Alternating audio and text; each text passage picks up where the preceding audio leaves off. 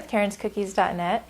In a previous video I showed you how to use texture mats with rolled fondant and candy clay, and in this video I'm going to show you how to do the same thing using the texture mats with buttercream icing. Now what I have here is some meringue powder buttercream, and you can find that recipe on my website karenscookies.net, and I've put a little bit of bright white coloring in there just to brighten it up a little bit, but other than that it's just how it was after I got done mixing it. We're going to need to get a nice even smooth coat of buttercream on our cookie. So what we're going to do is scoop it on there, and you'll want to start pushing it out towards the edges. You'll notice that this is a thick consistency. It's not like glaze. It's more like you would use to frost a cake. We're going to spread that out. Make sure the whole cookie is covered. Don't worry too much about the edges because we'll go back and get those in a minute. And you'll want to start, once you have it all the way covered, you'll want to start smoothing that out. And you might want to wash off your spatula at this point. I have one that's cleaned off. That way you'll get a nice smooth stroke in there. And you just want kind of a light touch, smoothing that out.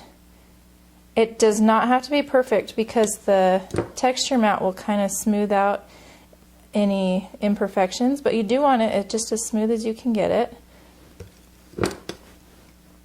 See this line in here? That'll just disappear when we do the texture mat, so I'm not worried about that. Now we've got some kind of hanging over the edges here, so we're going to clean off the edges, and what I do is hold the spatula at about a 45-degree angle to the cookie and just start scraping. Let's see if I can turn it so you can see it. Just start scraping the edges and wipe the excess into your bowl. Get in those corners. Get all that out of there so you have a nice clean edge.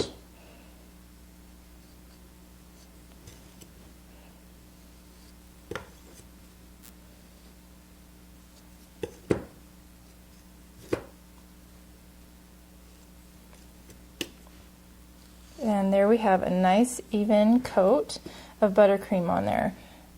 And you can, I tend to get a little picky with this, but it's actually better to just kind of leave it alone.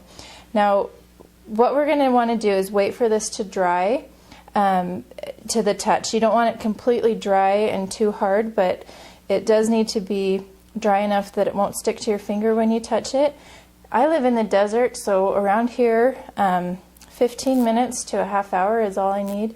But if you live in a hot, humid climate, it might take an hour or even 2 hours before you're able to do this. So we're going to just let this dry, and we'll come back in a minute and I'll show you what you'll be looking for when it's dry enough. Okay, it's been about a half an hour, and if I lightly brush my finger over the surface of the cookie, it feels completely dry with no sticky spots, and that's what I'm looking for. Now you'll choose the texture mat that you want to use on your cookie, and it's easier for the buttercream method to choose the texture mats that are just a solid design and not specific to the shape. It's just easier to center it on there and get it looking right. And so this one that I've chosen, hopefully you can see it, is a solid design of flowers and vines. And there are two different sides to the texture mat. One is raised and one is indented. You'll just choose the side that you want according to the look that you want on your cookie. What you'll need to do is spray the texture mat lightly with vegetable spray, but then you'll want to wipe most of that off. Just take a paper towel and really get most of that off of there. You want a very light coating. If you have too much, it's going to leave some greasy spots on your cookie. And you might have some greasy spots on the first one that you do after this, but it'll kind of wear off more. So get that as clean as you can, and then you'll position it on your cookie with the sprayed side down towards the frosting, and you can kind of position it how you want depending on where the flowers are that you want on your cookie. I think I'll do mine right about there. Now, in the rolled fondant and candy clay video that I showed you, once you get the texture mat on top of the surface where you want the design, you roll over it pretty firmly with a rolling pin. But for the buttercream, you really want a light touch. So what you're going to do is use one finger to anchor that down so that it doesn't move around, and then use the other finger to gently rub the texture mat and press it down. You just don't want it to be too hard, or you're going to squish your buttercream too much. And you can switch fingers if you need to, but just get it so that it's all indented. And then, oh, I think I missed a spot.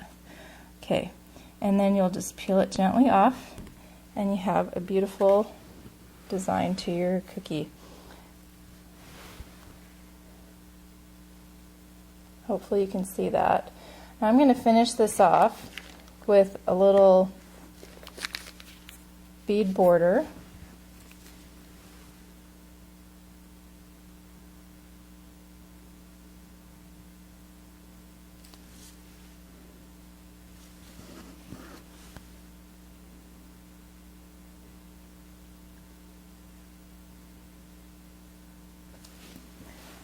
There you have a very simple cookie that didn't take a lot of effort but is really impressive.